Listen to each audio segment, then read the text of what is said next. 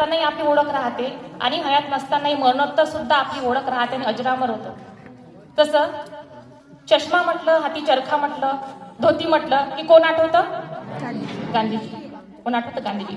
Coat त्यावर छोटं गुलाबाचं फुल म्हटलं की कोण आठवतं?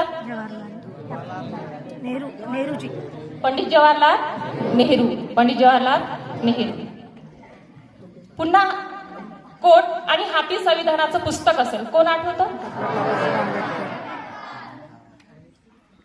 या सर्व महान विभूतींचा वेश आपल्या अजूनही लक्षात आहे आणि त्यांचे ते महान असल्यामुळे आपण त्याचं सादरीकरण अजूनही करत आहोत.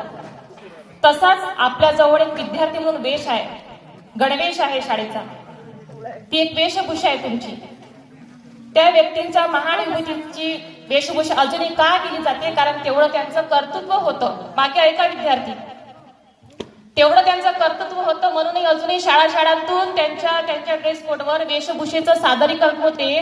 तसाच आपल्याजवळ एक वेश आहे शाळेचा गणवेश, त्याचंही आपल्याला अतिशय चांगल्या प्रकारे प्रस्तुतीकरण करायचं आहे. त्याला कधीच गालबोट लागणार नाही याची आपल्याला काळजी घ्यायची आहे. नेहमी लक्षात ठेवायचं की मी शाळेच्या गणवेशामध्ये आहोत, तेव्हाच आपली वेशभूषा स्पर्धा ही यशस्वी होईल.